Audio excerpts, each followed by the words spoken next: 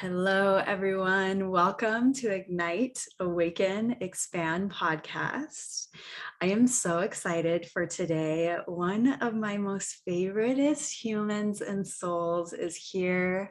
Rebecca, my love, thank you so much for being here. Thank you for inviting me in. Yeah.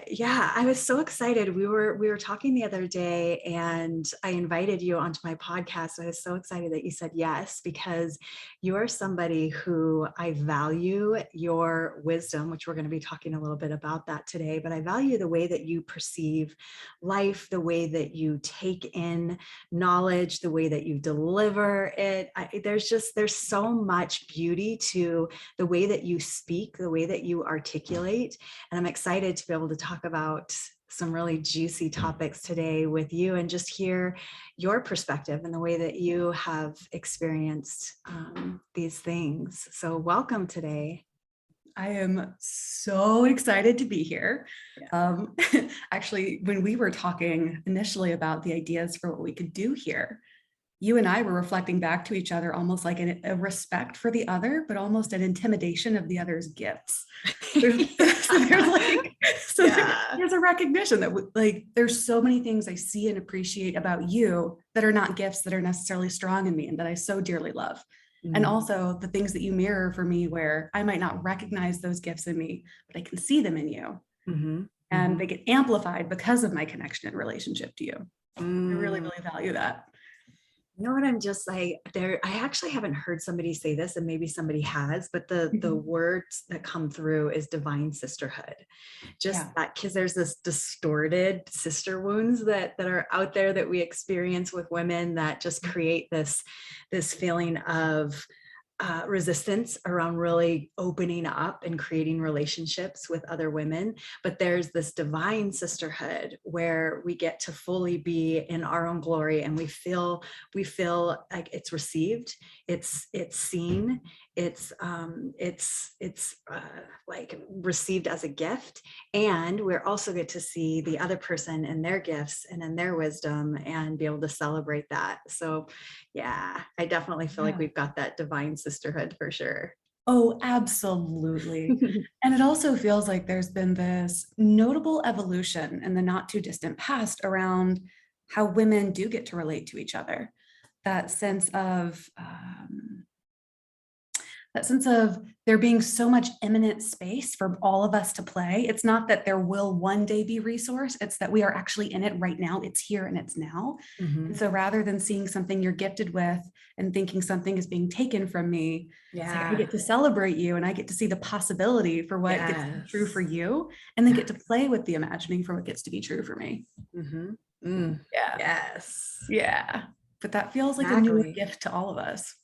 Yeah. And it's everybody wins in that situation. Everybody wins because there's no feeling of jealousy or competition. There's just celebration and awe and just this inspiration to want to do better, to be better because of what you're inspired and what you're seeing in other. So yeah. And what, something that I realized as right before we were getting on this podcast is that almost everybody that I've interviewed on my podcast so far has come from Pause coaching certification. So I have some really cool people that I have met through Pause land. And you also work for the company now. You were a mentee when I was mentoring. Was that last year? That was in 2020. For 2 years. Wow. Yeah. Man, time is wild. Yeah. So, but now you work for the company, and we both work together in a little bit different departments. Yeah. But yeah, it's pretty cool to see all the amazing people that I get to interact with and get to know through the company that I work for. And I'm just so happy that you came into my life and that we get to be here today having just a great conversation. Yeah. It's a freaking gift. So you came to me with some ideas of what you would like to talk about today. And I was like, yes, mama, let's go with this, because there's so much in this world. There's so much uncertainty and there's so much noise out there of what's true and what, how to believe and what to be afraid of, or what to lean into and what to embrace, and where to stand. And it can feel really confusing if you don't really truly have your attunement to your intuition and to your knowing. And the other piece to it that you're saying is that that also evolves. So as we go along in this life, there's some things that we feel like is our truth, and we know this to be our truth. And then stuff happens, we evolve, we get different perspectives, and it shifts. And so there's always this constant evolution and change to even our knowing. And so just kind of navigating that of, okay, well then how do you know, and what does that look like, and how do you really truly take in the knowledge and the information that you're taking in, and what do you do with it? You know, where does it go? How does it become your truth and become something that you embody?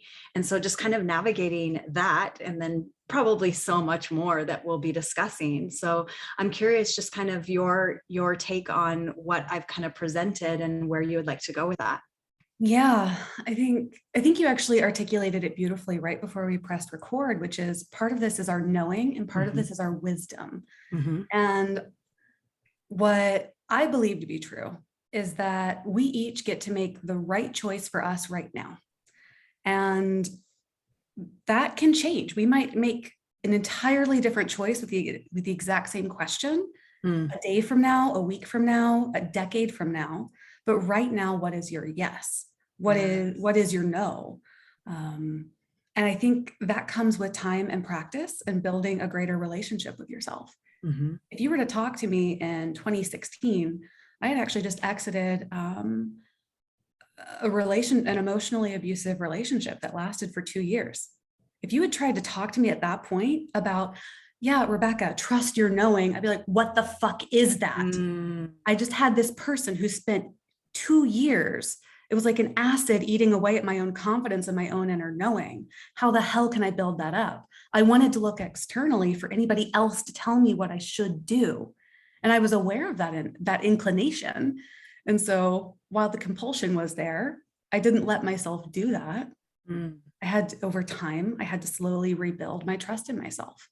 And at that point, for me, I did not trust myself to choose relationship and to be in romantic relationship. But I had a friend who got me into bouldering that summer. And bouldering is almost like a puzzle piece. You're like solving puzzles with your body. And so through that experience, I started to learn to trust my hands and my feet and my muscles to solve a single puzzle at a time. And to know that there are times where I'm going to mess up and where I'm going to get stuck or where I might fall. And for me to learn that that was okay. For me to have a physical experience of what it meant to make mistakes and to choose things that seemed right in the moment, but didn't necessarily get me to where I wanted to go. And I would say for me in those times, that was my pathway back to learning my knowing and building up my confidence and my ability to make choices for myself again. So I didn't want to start with all of the things, the crystallized knowledge I've really been working through for the last 6 years without going back to this point in time where I just didn't trust anything in my decision making. Thank you so much for sharing that. Because sometimes when people experience someone who just feels like they've got it all together, I mean, we're all human, so we get to have our humanness, but there are certain people where when you're in their presence or when you're hearing them speak, you can feel their wisdom, you can feel their inner knowing and their groundedness in who they are and what they believe. And a lot of times we don't know the backstory, we don't know their process, and we can we can feel like, well, they've always been this way. And so I'll never be able to be that confident, that sure of my knowing and my yeses and my nos. And because they've always had that. And so I'm not there, so I'll never get there. So thank you so much for sharing your struggles and your process, and being in a place where you have been in that, I don't know. I don't know what is my truth or what I should do or shouldn't do, because it was so distorted, and you were in such a toxic relationship that really made you question everything. Yeah. And for people, this can be a romantic relationship. This could be a familial relationship. This could be a work relationship. It could simply be your relationship to yourself.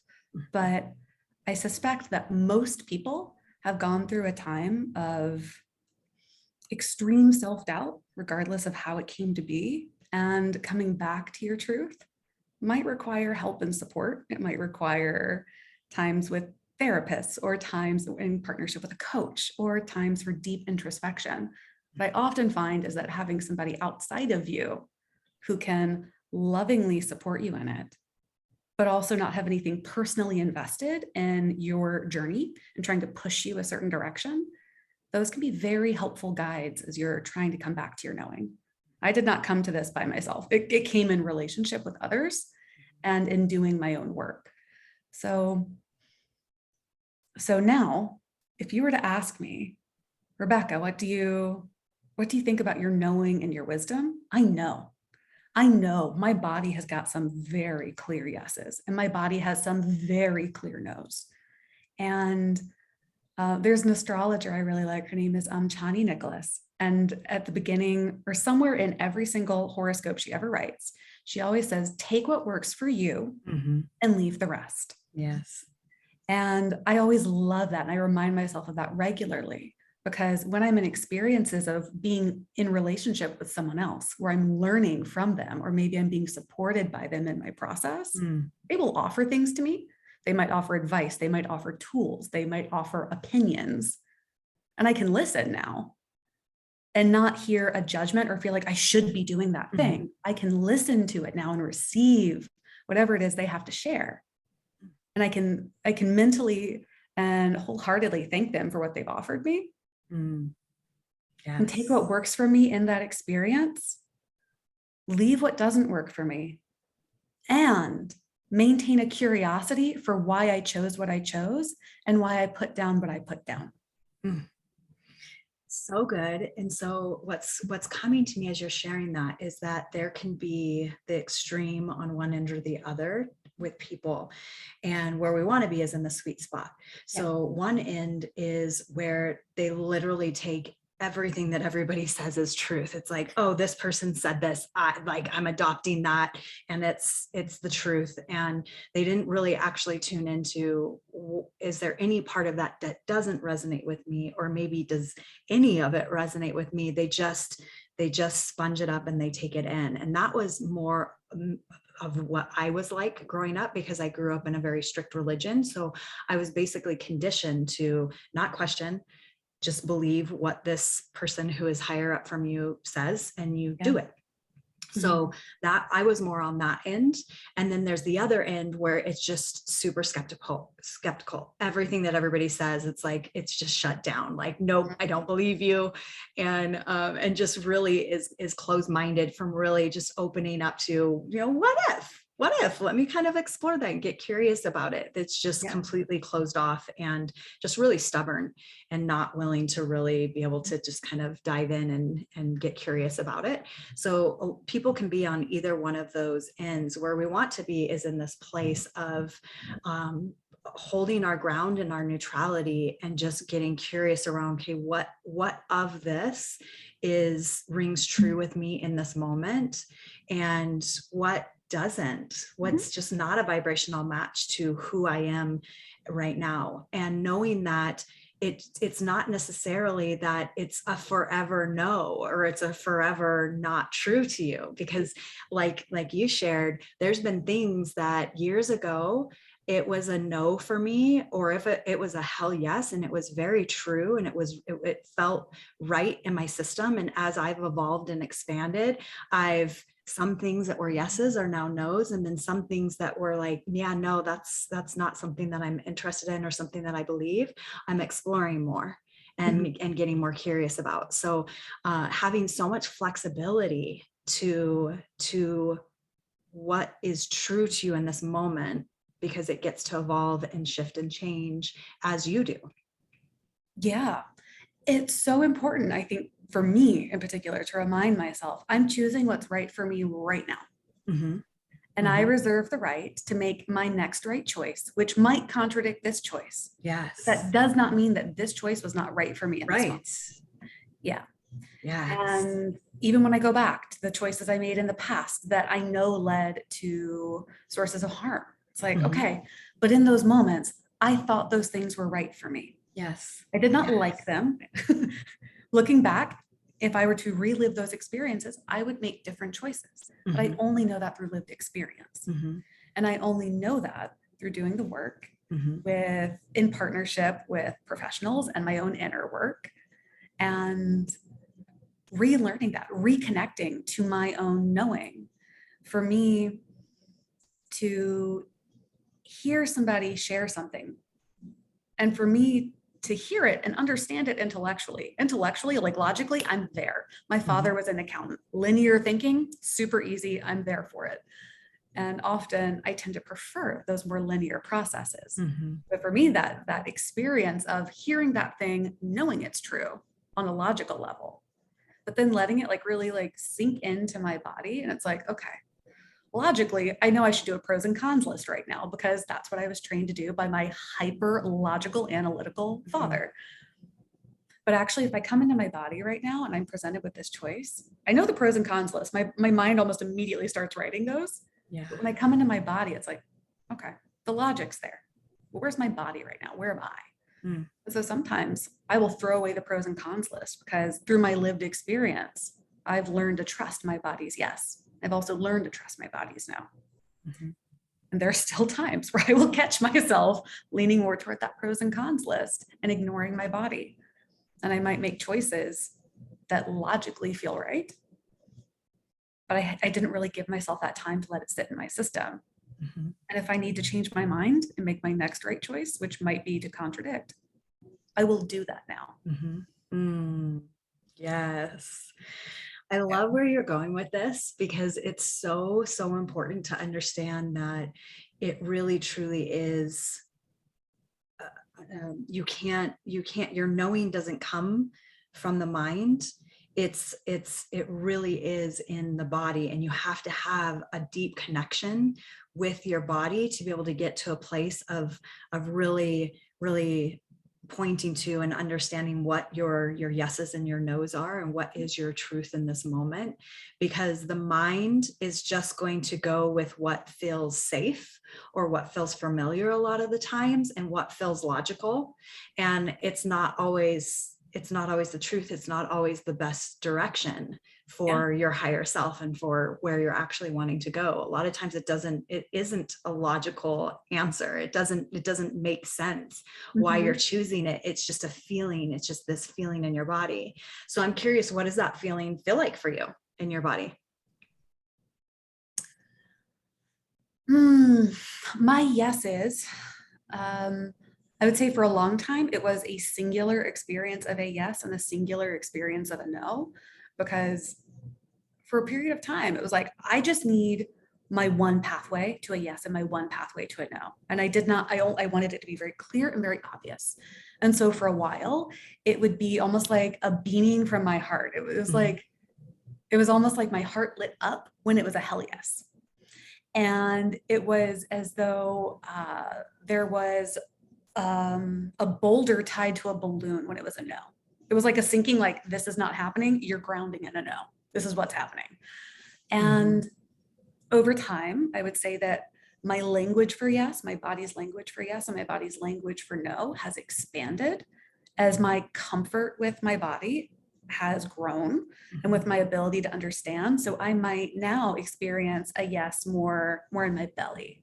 Mm. or I might experience a fluttering of curiosity that it's like, I'm open to considering this more deeply, but right now I'm not there. That's more like butterflies and like my Mhm. lower belly now. Mhm. And so the language has expanded.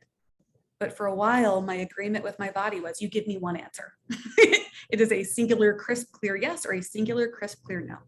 Right. And in the Yes. times where I'm less resourced, my body returns to that. It's like, all right, girl, you don't have time and energy to explore and to question. You just need it right now. Mhm. And when I Yeah. feel more resourced, it's like the language opens up again. Mm. So these things can Mm. also change. And I'm curious, like, even for you who are listening right now, if you were to consider, do you know your body's yes? Can you remember a time where you had an experience where you just knew it was a hell fucking yes, that nothing was going to hold you back from that thing? Or a time where you knew abso-fucking-lutely not. There is no way I will ever do that. Mhm. What did that feel like? And frankly, for some of us, you might not actually have the answer right now. And that's okay. If you were to talk to me in 2016, I would have been like, I don't know. I don't know. Mhm. Talking to me now, it's like, oh yeah, absolutely. So also, if you're in the place where you don't know your yes yet, and you don't know your no yet, that's okay. But that's a relationship you can begin to build with your body, with your heart, and like any relationship, it just takes time and commitment to it. Mhm. Mhm. One of the things that I like to do with my clients when they don't know their yeses and their nos, just to start practicing what does practicing getting into the body and feeling what the yes feels like and what the no feels like, is asking your body yes and no questions that are a for sure yes and a for sure no, that you don't have a lot of, there's not a lot of charge around it, or like confusion and a lot of weight around making the yes and the no. So for example, my name is Carrie. Yes, that's true. My name is Carrie. And so just tuning into, when I ask that yes question, where did I feel that yes in my body? That was, and what did it feel like in my body? And when I ask my body a no question, do I live in China? No. And so just feeling, where do I feel that in my body? What does that feel like? That's a starting point.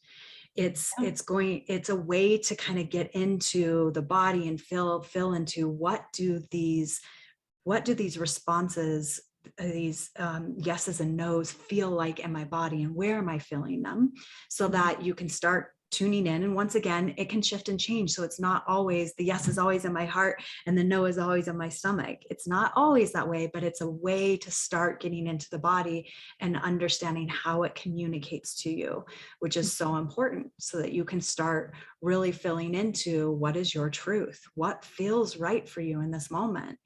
And if you're just a head walking around because you're so disconnected from your body, it can feel really confusing on what is my truth? What do I believe? Yeah. And I really like that. Often for me, when I'm working with clients who don't know their yes and they don't know their no, I might even start with more safety. It's more the questions of, do you feel safe in the physical place you are in right now, in the walls that surround you, in the chair you're sitting in? What does that feel like for you to know that you're safe in this space? Is there anything you need to feel more safe? Mm-hmm. And so we'll go through physical, like safety for your physical environment, your relational connection to me, your safety in your body in that moment. And it's like, as you feel more grounded, then I'll transition into these pieces. And sometimes people, even if they hear those basic questions of like, am I Carrie? Like for you, if you hear that, you know your body's yes. Yeah. But frankly, if you're in your head and you haven't quite learned how to tap into your body yet, it can be a lot harder. And so my father is such a hyperlogical man, and my mom is such a woo-tastic person. They're like a beautiful contradiction. Yeah. But my mom, when I was going through things in 2016, she gave me a pendulum. You can find these, I think you get these on Amazon for even $5. Yeah. But you can hold a pendulum and you can ask that pendulum to show you a yes. Show me a yes. And if you can see this right now, if you can't, the Mhm. pendulum is going up and down in terms of from my direction. It's swinging away from me and toward me. Mhm. And now I'm gonna ask the pendulum, show me a no. And the pendulum is now going my left to right. Mhm. Now, some people would say, this is the universe communicating with you. Others would say, no, no, no, that's muscle twitching, and that's not actually the universe. Doesn't matter. What this pendulum just showed me is my yes and the yes and no that will come through here. So Mhm. whether it's the universe convening with you or your twitching muscles making this thing move, your body is communicating with you. Mhm. And so you can ask a question like, am I Rebecca? Mhm. It's now moving in the way of yes. Am I Carrie? The pendulum is Mhm. now moving in the way of no. So Mhm. sometimes even being able to externalize it using something like a pendulum can be helpful for a period of time as you as you're feeling more removed from your body. In the moments where I am more stressed and I feel more activated and I'm having difficulty grounding, Mhm.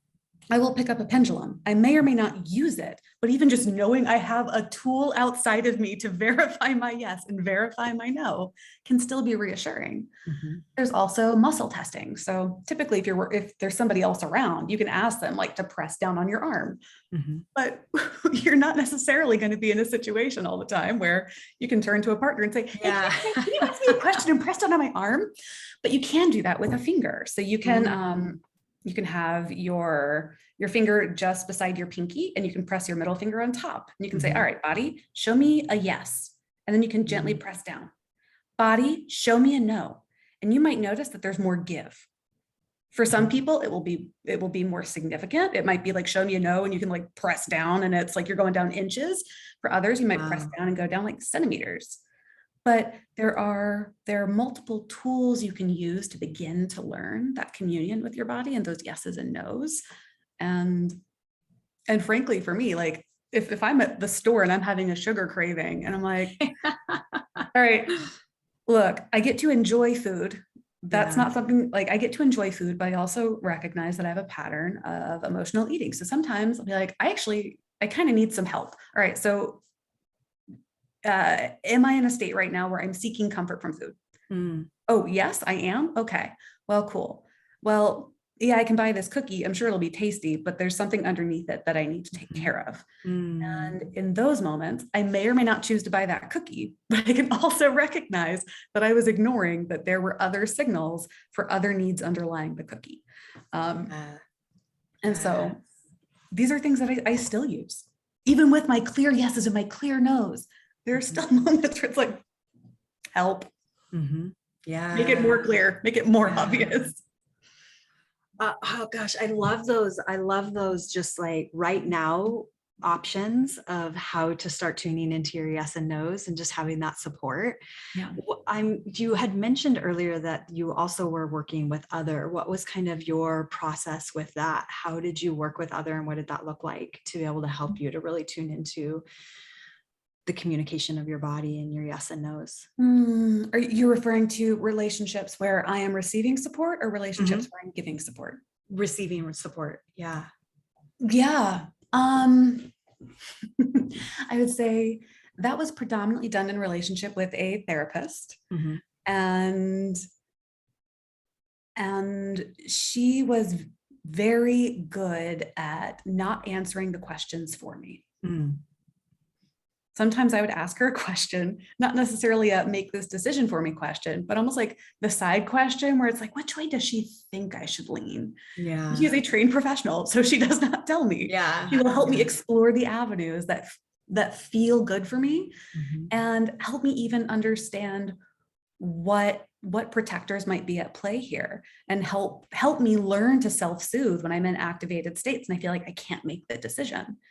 And I've also had relationships with coaches where they have been able to help me in similar ways. A therapist and a coach, very different training, very different backgrounds. One thing that skilled therapists and skilled coaches have is they won't answer the question Mhm. for you Mhm. ever. They fully trust that you know the right answer for you and that you simply might need support in making it.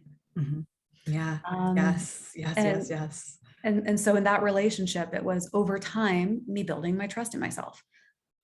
as I was beginning to date again, there was a period of time where I chose non-monogamy because I had been in monogamous dynamics and I felt trapped in my last relationship. And so for me to be able to be in consensual, non-monogamous relationships with multiple people where there was an emotional commitment for a period of time, and for me to be able to feel into it, to know that there was already somebody else that I was also sharing a connection with that was very different, it allowed me over a period of perhaps 6 months to be in relation with a handful of people, for them all to be fully aware of what was happening, but for me to be able to recognize the things that were working for me in each relationship because of the person I was with, but also the patterns of things that I was experiencing across partners that I particularly loved and wanted to continue attracting, and the things that I did not want and that I was ready to push away. And so when I ended up in the early days of my relationship with my now partner, I cut off all other relationships and made a monogamous commitment to him. Not because I think monogamy is better than non-monogamy, but just because in my partnership with him, I knew that that was important. And we've been together for about 5.5 years. Is that right? Yeah, 5.5 years. And I would say that even in partnership, I will still experience activations. Actually, I would say not even in partnership, almost especially in partnership, especially in partnership, I will experience activations. Yeah. Activations from childhood, activations from that previous harmful relationship in particular. And sometimes I will still need somebody outside of me to help me reframe what's happening and give context so that then I can make the next right choice. And it just so happens that over time, my next right choice has been continued commitment to him. But I was also open each time to the need for me to make the right choice for me first, rather than using the equation. Well, I continue to think this equation has some truth, but it's you plus me equals us. If it's good for you, it may or may not be good for me, and then it may or may not be good for us. But I used to believe if it's good for you, then it has to be good for us. And as a result, it must be good for me. Yeah. And what has changed now is you get to continue making the right choices for you. Yes. I need to learn to make the right choices for me, even knowing that some of them will impact you. And doing some of them in consultation, being able to say, here are the things I'm thinking of, I love your thoughts. Or sometimes it's, this is what I need to do. Will you continue to support me and continue in this relationship? And frankly, that's really fucking hard to do when you have a history of relationships where you've been operating on that previous assumption of how the formula should work. Right. Yeah. Oh my gosh, there are so many juicy things that you just shared in here. And so, oh man, we could go down so many different avenues. Some of the things that I really loved that I'm getting from what you're sharing is the value of being in relationship, because we have these opportunities clearly, obviously, when we're in really healthy relationships. The value is that we get these opportunities to look at and have these wounds get activated and triggered, and these old programs and beliefs that were created from either family or past lovers that come up when we're interacting with our partner, and we have this opportunity to have this clear communication with the partner that we're in this healthy relationship with around what is our needs, what is being activated, and to be able to have that conversation with that person, and also knowing that this person gets to have their experience and they get to speak their truth and communicate what their needs are, and it may be different than yours. And that's the piece that people get tripped up on, because we have these attachments to these relationships a lot of times.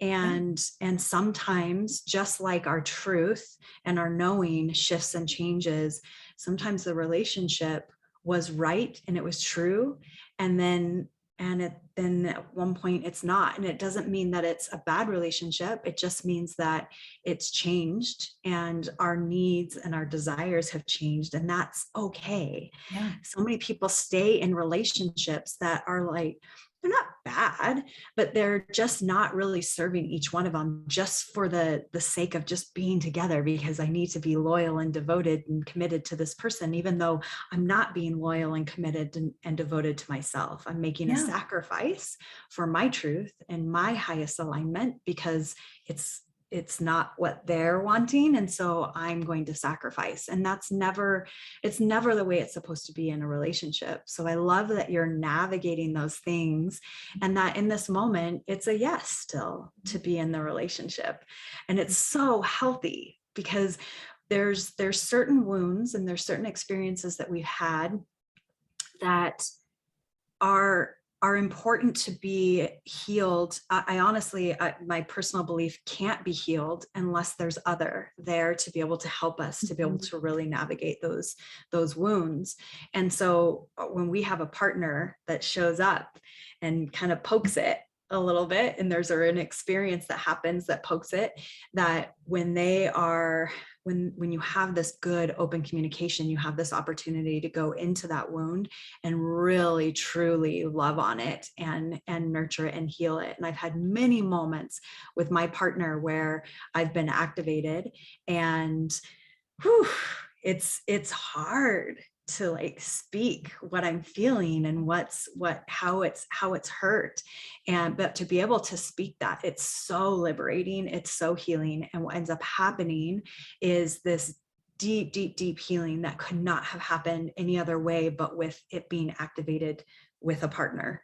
And I'm just so thankful. And I've shared with them so many times, you have no idea how healing this experience was. As painful as it was, it is just as, if not more, healing than it was painful, because it had me go into an old wound and really truly be with it and be able to communicate my experience that I wasn't able to before with other partners.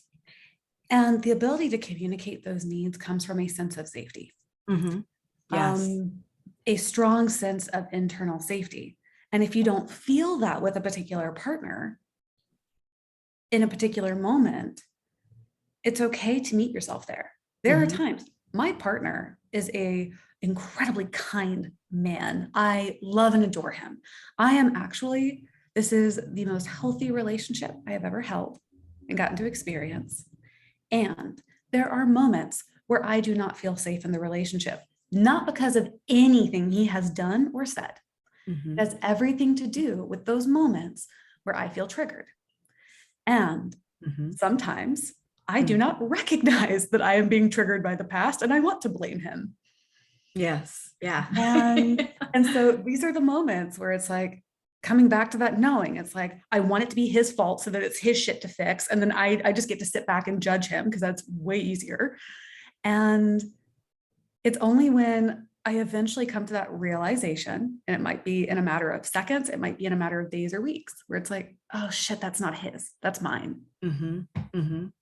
Fuck. It's like, okay, cool. Radical responsibility. Oh, it's great. And it's so uncomfortable. Yeah. And so being able to recognize I didn't feel safe. It actually had nothing to do with him. But this lack of safety, this tender spot needs to be tended to because there is something I'm withholding from him. And if I withhold from him, it is going to poison our relationship. It might be a little dab, a little dab, a little dab, but it will be there and it will continue to percolate into the relationship. And so for me, once I've been able to resource any semblance of safety and really build from there to a point where I feel safe enough to share, that is when I go have the conversation with my partner. But if you're not feeling an internal sense of safety, it's not time to share it with them.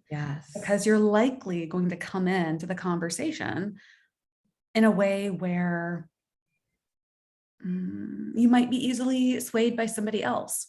Mhm. where you might have a partner who wants to lovingly respond, but they're activated by what you just said. Mhm. And what I find are the times when I don't feel that sense of safety, it's because there's something I want to share. And whether it's based in reality or not, there is a very real fear that comes in that is, if I share this, it will be the end, or it will lead to the end. Right. And it's like, Right. okay, but Yes. I need, if I'm continuing to choose this person, that means I need to continue to choose trust. Mhm. And if this relationship is one of withholding very important pieces of myself from this person who I say that I trust, Mm. then even if I'm doing it with the best of intentions, if I don't share it when I feel safe to share it, I am poisoning the relationship, and it was my active choice. Mm. The time that you're building up that sense of safety is not a time where you're poisoning the relationship. It's the time where you recognize that you've met that safety and you're still not sharing. Yes. And if you're in a relationship where actually you're just like, it's not safe to share this at all, that's a really great time to ask yourself that question of, okay, why? Do I need support from somebody else to explore this that's outside of my partner? That might be a very trusted friend. Often I find that our friends and our family advise from their own fears. Mhm. And so often I find it most helpful to work with a professional. And there are services that are completely free or that are at discounted rates, depending on what your disposable income is. But they are people who are skilled at asking you these questions. There are people who will be in a relationship that they are not ready to exit for any number of reasons. But they just recognize that this is a relationship that is serving them in some ways, but is not going to be emotionally fulfilling, and that eventually they will need to leave, but it's not now. Mhm. And that's okay. As long as you are aware of what you're choosing, and there's that knowing of, I know this partner, I know what they're able to do for me. I know what I need from this relationship, and I know what I'm choosing. Yes. Yeah. And I know very few people who have reached those kinds of conclusions in isolation. Actually, I would say I don't know anybody who's reached those kinds of conclusions in a very healthy, loving way that wasn't in partnership with someone. It's so powerful to be able to be supported by whoever it is. And I agree with you. There's family and friends, they mean well, but they have their perspective of the relationship. And there's a relationship that they have with you. And a lot of times it's wanting to protect you and not necessarily see the whole picture. Of course, if it's a relationship where there's actual physical abuse, that we're not talking about those situations. It's just where there's just some things, communication's not great, the love relationship's not great. There's just some things like that could, you're desiring more or different and it's not there, and you're trying to figure out, what do I do? Where do I go with this? And so going to somebody who has a neutral perspective of it, and they're just in a place of just asking really great questions for you to be able to come to your truth and the answers that you have within yourself. And it's kind of circling back to what you were sharing earlier about when you were working with therapists and coaches, and that they were so good at asking you questions, not telling you what you should do. And that's really truly going to be the clue to having a really good coach, is somebody who's not telling you what you need to do, and they're just asking you great questions, because that's the difference between enabling meaning you need to do this and then do this and do this, and so now you need this person because you don't know how to do it, and you need them to be able to tell you how to do it. And so it disempowers you.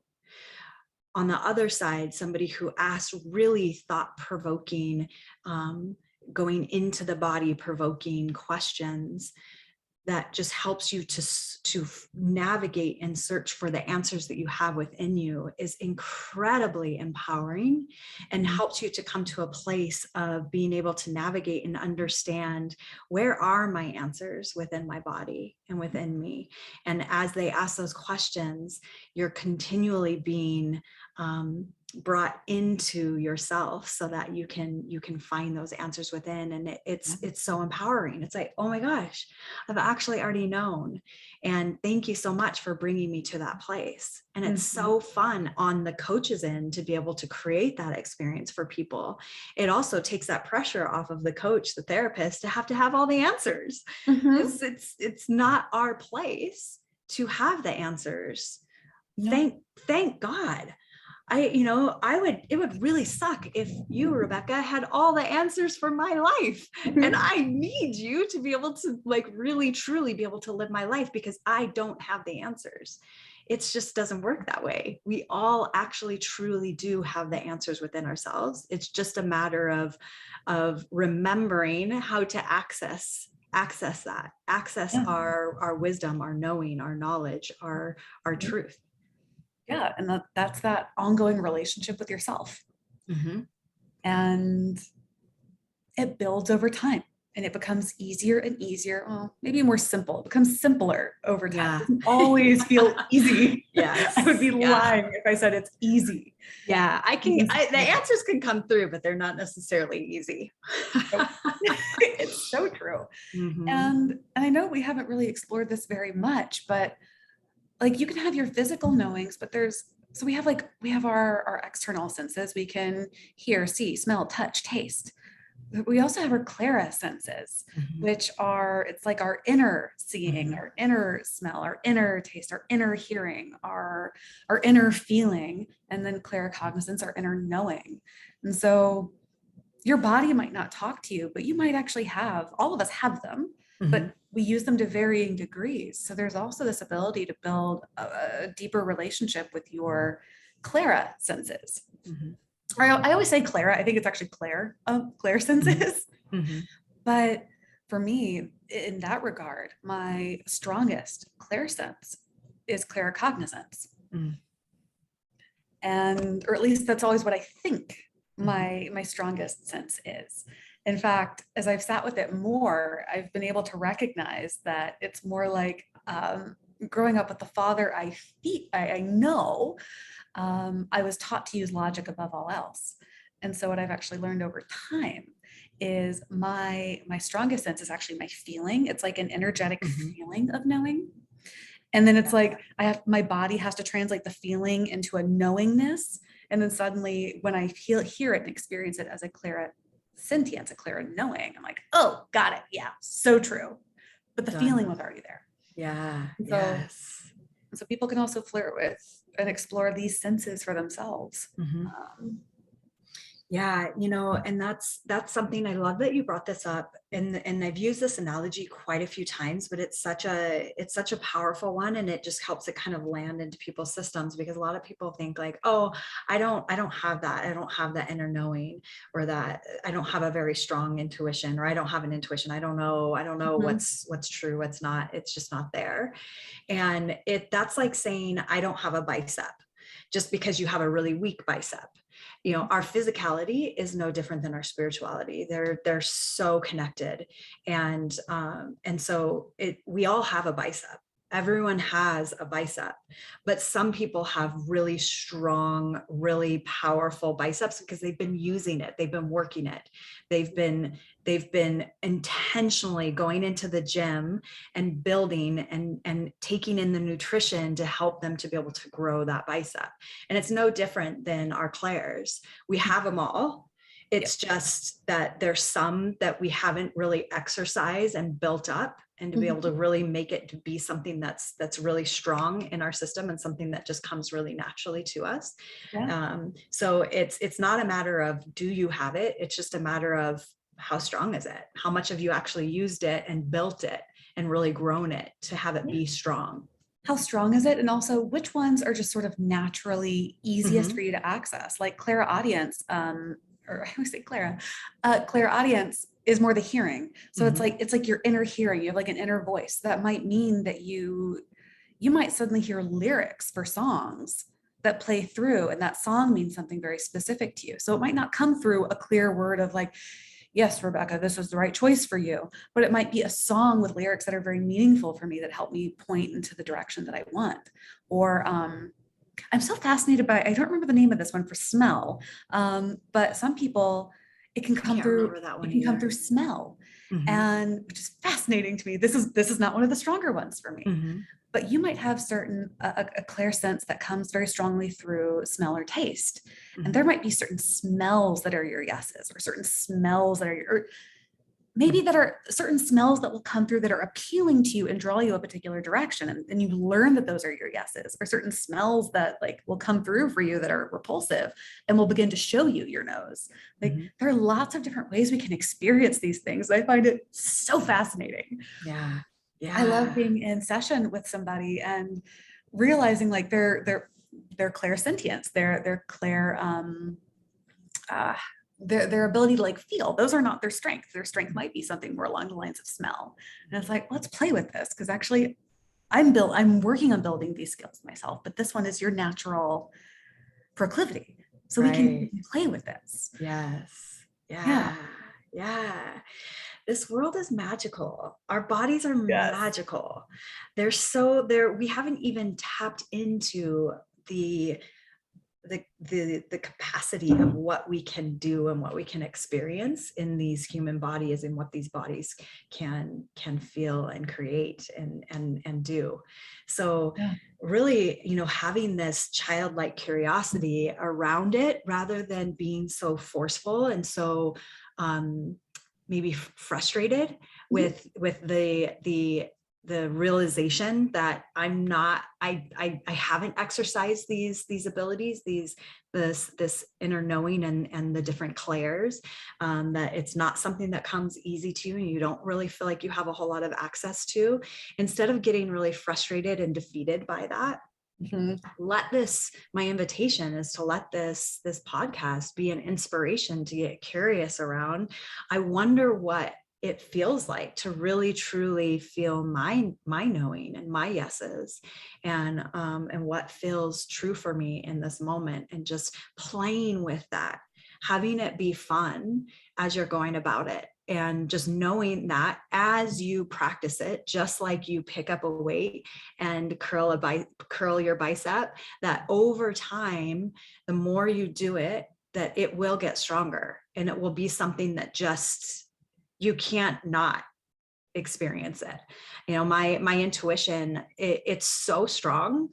that there's times where it'll come through. There's something silly that the other day I knew I needed to go to the gas station to get some more water. I already had a whole thing of water, and my intuition said, go to the gas station, get water. I pulled into the gas station. I asked the ladies that were in the back seats, we were going to go into the lake, do you guys want to get some water? Do you need any?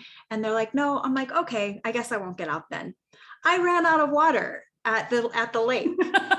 And I'm like, my intuition told me, go to the gas That's what it station, get was. water. I went there and I didn't get out.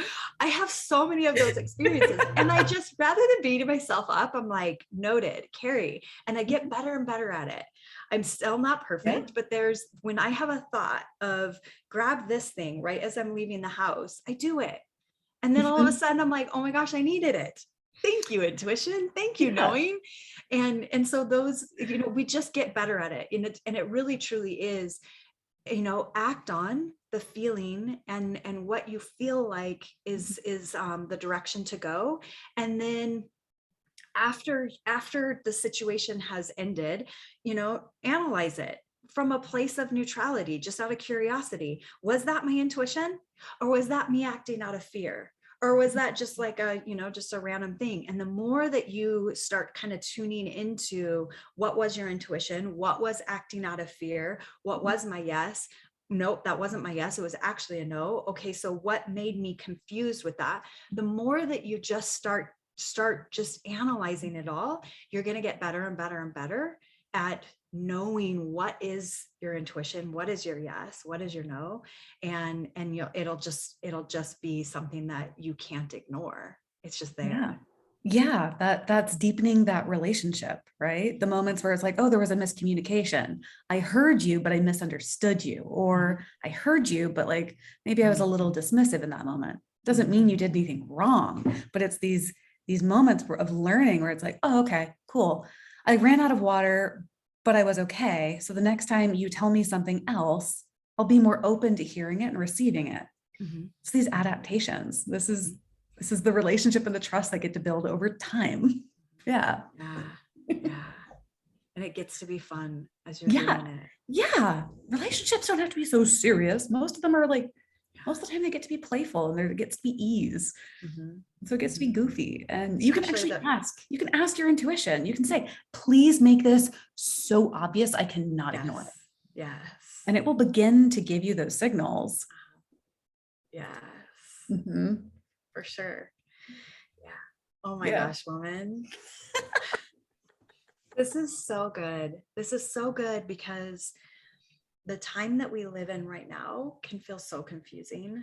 There's Mhm. so many powerful topics out there and so many just really scary things that are going on in the world. And so when we can really truly tune into our relationship with ourselves and really tune into our truth and our knowing, it doesn't mean that the scariness and all of the chaos and all of the noise and everything that's happening is going to go away, but you're going to be able to find that, what you're saying, that safety within yourself despite what is happening around you, because you have your truth and your knowing and your internal guidance and direction of what's true for you and where to go next with your life. And that is, it's literally everything in this world, because nothing's predictable, and we know that now more than ever, that this world is nothing's like permanent and for sure, except for change. Change is always going to be here. And so when we can really be solid in who we are and our beliefs, and knowing that that also gets to evolve and change,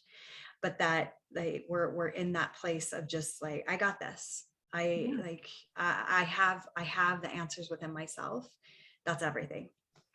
Yeah. And that fear is contagious.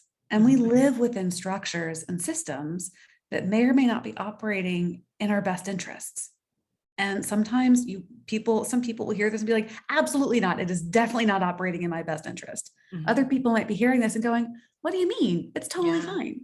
Yeah. And that's okay. Wherever you are on that spectrum, that gets to be there. You get to receive support and care for if you're in a more activated state.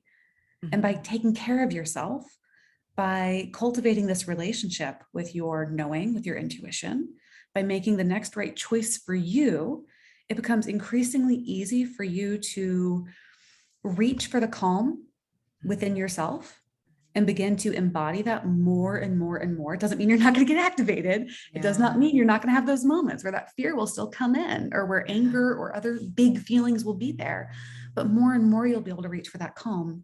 And calm is also contagious. Yes.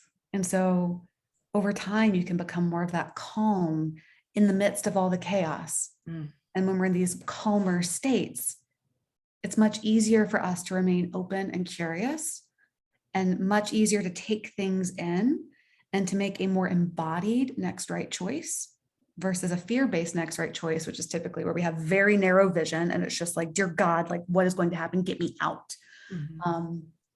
So being able to cultivate these relationships, cultivate this calm, your next right choices feel very clear and very simple. They may not be easy, but they do feel so much more clear. Calm is contagious. Calm is contagious. Yes. Think about that. Let's make that what we send out to the world. Yeah. Oh my gosh. Thank you so much. Thank you so much, Rebecca. This was so beautiful speaking with you and just riffing on some really powerful topics. I always love time with you. I know.